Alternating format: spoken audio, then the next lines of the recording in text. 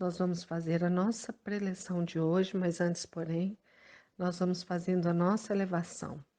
Nesse momento que nós possamos fechar os nossos olhos, vamos relaxando o nosso corpo físico, sentando confortavelmente em nossas cadeiras. Vamos deixando do lado de fora todas as nossas preocupações mundanas e nesse momento que nós possamos nos ligar ao nosso mentor individual. Vamos pedir a esse companheiro a intuição do viver melhor. Vamos pedindo a esse companheiro que nos leve até Maria, mãe de Jesus. Vamos pedindo a Maria que nos proteja, que nos ampare e que está sempre junto com a gente com esse seu amor. Vamos nos ligando ao seu Filho amado Mestre Jesus, agradecendo ao Evangelho Redentor. E vamos pedindo a Jesus que nos eleve até Deus, nosso Pai, agradecendo a tudo que somos. Vamos agradecendo a tudo que temos através da prece. Pai nosso que estais nos céus, santificado seja o vosso nome. Venha a nós o vosso reino. Seja feita a vossa vontade, assim na terra como no céu. O pão nosso de cada dia nos dai hoje. Perdoai as nossas ofensas, assim como nós perdoamos a quem nos tem ofendido. Não vos deixeis cair em tentação e livra-nos, Senhor, de todo mal. Vamos assim, então, junto com toda a espiritualidade amiga, dar início à nossa preleção de hoje. Hoje o nosso assunto é sobre estudo, né? E para a gente começar a falar sobre isso, nós vamos falar do bom estudante, né? O que é ser um bom estudante? É aquele que tem ânimo de aprendiz, né? Então, a gente, para ser um bom estudante, ter um bom estudo, a gente tem que ser bom, assim como a dona de casa tem que ser boa, como o trabalhador tem que ser bom, como se eu propuser a fazer um passeio, um lazer, eu tenho que estar ali por inteiro, aproveitar, ser bom naquilo que faz. Então, ser bom estudante é ter esse ânimo de aprendiz. E a gente vai ver nas nossas histórias, assim, olhando para trás, que assim existem muitos bons estudantes que a gente pode pegar como exemplo. Isaac Newton, a gente pode pegar o Einstein, Leonardo da Vinci, e a gente pode pegar um que é muito próximo, muito conhecido da gente, que é Kardec. Allan Kardec, ele, se alguém conhece qualquer obra de Allan Kardec, vai ver que ele tem esse ânimo de aprendiz. Ele tem, assim, né, uma dedicação, ele teve para fazer todas as suas obras, é inquestionável essa dedicação que ele teve, né? Ele já estava mais velho, e mesmo assim, ele se entregava ali por inteiro, mesmo para conseguir fazer as suas obras, né? Ele estava lá, ultrapassando qualquer dificuldades, e estava fazendo, né, com técnicas de perguntas muitas vezes de forma exaustivas, até mais de um espírito, até chegar a uma conclusão, e sem dúvida, só depois disso é que ele colocava no papel. Então, assim, ele demonstrou para a gente a todo momento a sua dedicação em detalhes, né? Ele não se poupou de nenhum detalhe. A gente pode falar também de um outro que eu acho que dá um exemplo bacana sobre essa questão desse ânimo aí do aprendiz, é o Leandro Carnal, né, que é o nosso conterrâneo, ele é historiador, e ele fala o seguinte, ele é muito bom orador, e muitas vezes as pessoas perguntam para ele, nossa, mas você tem muita facilidade para ser um orador. E aí ele fala, não, vocês não sabem o tanto que eu já me dediquei para chegar nesse ponto. O tanto de noites que eu perdi, de passeios que eu não fui, né, da dedicação realmente que eu tive, ou seja, desse ânimo que ele teve, né, desse esforço. Ele fala então muito desse esforço de ser aprendiz. Inclusive, ele demonstra muito, né, aquela foto da bailarina, né, isso aí todo mundo deve conhecer, que tem um pé todo calejado para mostrar o outro pé brilhante ali. ou seja, demonstrando então meu esforço. Às vezes, muitas vezes eu quero saber, mas eu não quero ter esforço, né? E ele deixa isso aí para a gente como exemplo. E para a gente ter, então, ser um bom estudante, eu tenho que ter alguns critérios. Primeiro, eu tenho que ter uma atenção concentrada, eu tenho que ter foco, eu tenho que ter assim, foco mesmo para as minúcias, para os detalhes, e eu tenho que ter criatividade. Agora a gente pode fazer uma pergunta: por que estudar? Minha resposta seria, né, o estudo ele vai me libertar da ignorância, ele vai me libertar daquilo que eu acho, não, eu passo a saber. Então eu saio do acho e vou para o saber. Ela vai me dar também uma estabilidade financeira, por que não, né? O que estuda, ele vai poder escolher, né? Hoje é muito mais valorizado um trabalho intelectual do que um trabalho braçal. Então, ele vai promover, sim, essa estabilidade financeira. Ele vai me responder os porquês, né? Os meus questionamentos, ele vai me responder.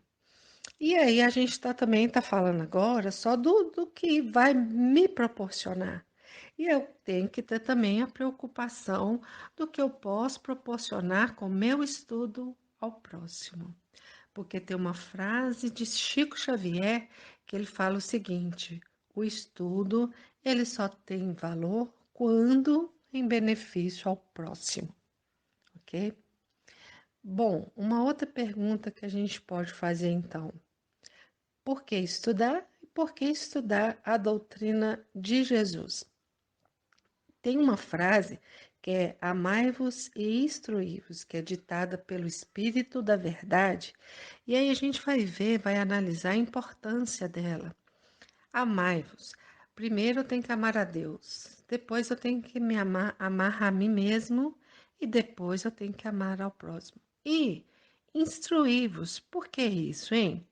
Porque é tão importante quanto esse amor que eu tenho que ter. É importante porque vai me dar a oportunidade de modificar primeiro o meu pensamento, vai me dar a oportunidade de modificar o meu sentimento e, por fim, o meu comportamento. Modificando o meu comportamento, eu vou desenvolver, né, o que eu chamo de ação, que é a caridade, né? Então, mas é uma caridade, é uma ação aqui no caso, com instrução, com argumento, com bases, né, no meu estudo, né? Então, se por exemplo, tá, nessa caridade eu tiver que dar um conselho, então, como a gente fala, né? Nem sempre a gente deve fazer isso, né? Conselho não se deve dar, mas que seja um bom conselho, né? Um bom conselho, conselhos com argumentos, porque aí sim, aí ele vai ser caridade e ele vai poder me ajudar muito, né? A gente sabe disso na prática. Essa caridade, então, com estudo, eu vou ter uma fala com clareza, né? Uma fala, né, que vai proporcionar sempre o bem. Então, até agora, com tudo isso que eu falei, né, a gente vai ter uma promoção aqui do crescimento espiritual, ou seja, de uma evolução espiritual. Agora, outra coisa, outra pergunta. Por que me autoestudar? Ou seja, estudar a mim mesmo. Será que isso é importante?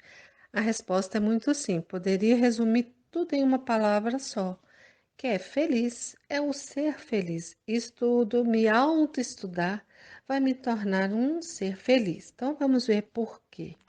Porque eu serei uma pessoa melhor quando eu me autoestudo. Quando eu me autoestudo, eu vou ver as minhas mazelas, tentar eliminar e vou tentar colocar, ressaltar tudo aquilo que eu já tenho de bom. Então, eu vou tentar compreender mais, ser mais paciente, né? Então, esse ser melhor, eu me tornar melhor, eu vou sair da ignorância. É aquela ignorância, como eu já falei lá atrás, de um estudo total, agora é a auto-ignorância, ok? Então, é aquela ignorância, assim, do tratar mal, do falar mal, do agir mal, né? Isso tudo vai me tornar uma pessoa promovedora de passividade, ok? A gente viu que nas bem-aventuranças, a gente tem uma lá bem específica. Bem-aventurados os brandos e pacíficos, porque possuirão da terra. Ou seja, né, me tornar bom e pacífico é uma conquista daquilo que é tudo de bom, né? E reforçando, a gente vê também que São Francisco de Assis, em sua oração, ele fala, né? Pois é dando que se recebe. Ou seja, eu tenho que me dar primeiro, eu tenho que ser bom primeiro para depois eu receber. Então eu tenho que tratar bem, eu tenho que falar bem, eu tenho que agir bem primeiro para eu conquistar isso para mim, né? Ou para eu, o quê? Para eu ser feliz. E quem vai me proporcionar isso é um autoconhecimento de mim mesmo, ou seja, é um estudo de mim mesma. Para fazer o estudo, então, de mim mesma, aprofundando, porque isso é muito importante, né? Estudar a mim, eu vou ter, então, algumas ferramentas. E uma delas é o ânimo de um bom estudante, como qualquer outro estudo, né? Eu me colocar, assim, analisar, né, com detalhes, com espírito de especulação, com espírito de investigação, colocando um espelho na minha frente e adotando algumas perguntas. E aí sim, eu vou me autoestudar realmente. Eu posso adotar critérios, né? São vários os critérios. E eu vou falar alguns aqui, né? O primeiro critério, então, seria o critério da identidade, ou seja, é onde estou, para depois eu saber aonde eu quero chegar, que na verdade já é o segundo critério. Então, para eu saber onde eu estou, eu tenho que perguntar, fazer uma pergunta para o espelho: quem eu sou?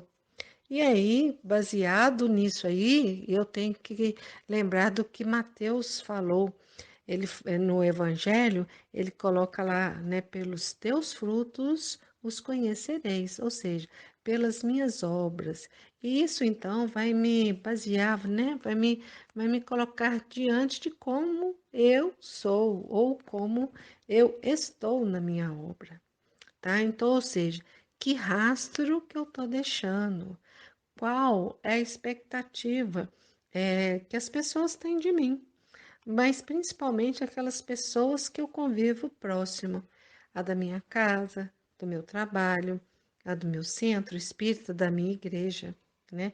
Eu devo observar isso tudo assim, como um bom estudante. O segundo critério é o critério de onde eu quero chegar. E aí, como eu estou falando de futuro, eu tenho que usar da imaginação, né? Então, eu tenho que me colocar, por exemplo, pensar assim: eu só vivo até hoje, me colocar diante da morte. E aí eu vou verificar, né? O que que eu fiz de bom, né? Será que eu deixei as pessoas melhores? Eu estou em paz?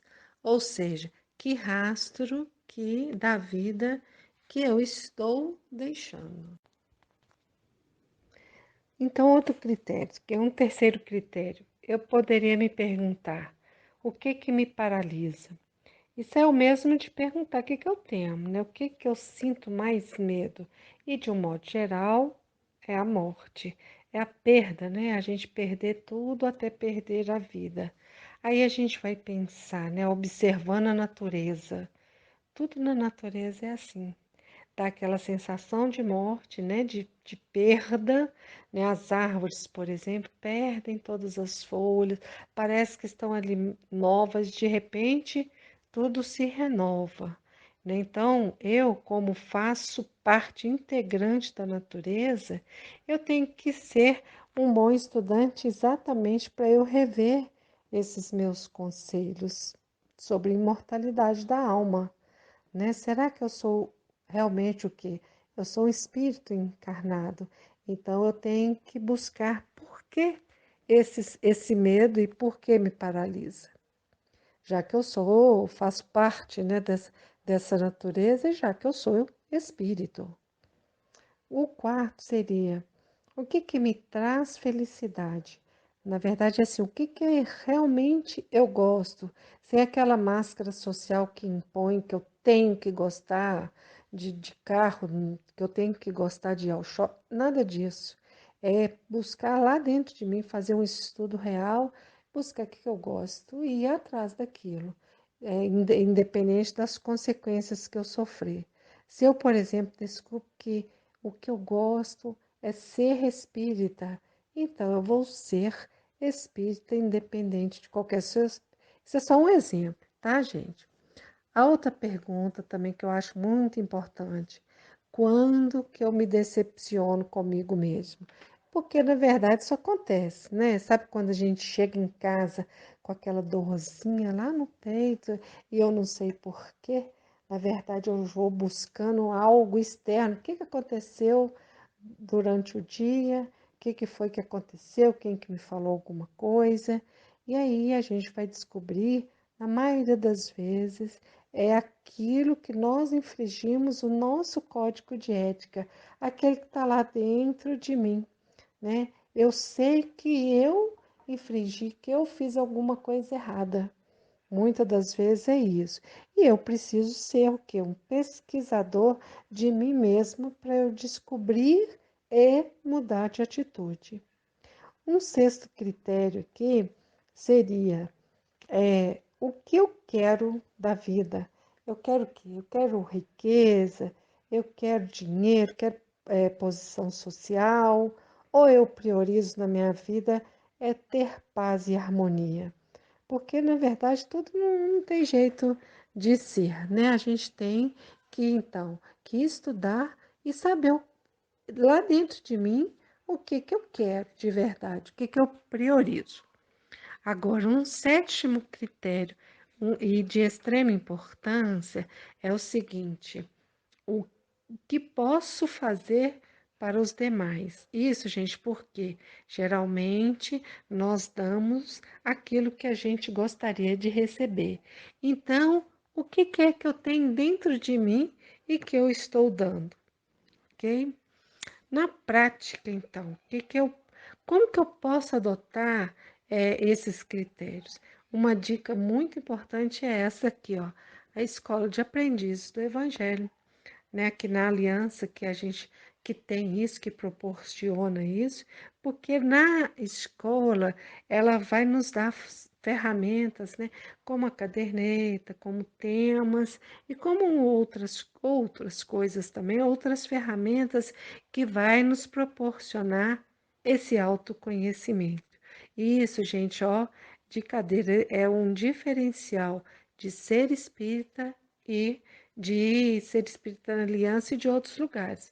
Só que na Aliança, que eu conheço outros lugares, é que a gente consegue ver assim, sabe? Muitos falam de autoconhecimento, mas ninguém te dá uma ferramenta mesmo na prática para poder fazer. Bom, então era isso, né, que eu queria trazer para vocês. E aí a gente nesse momento, então nós vamos partir para as nossas vibrações.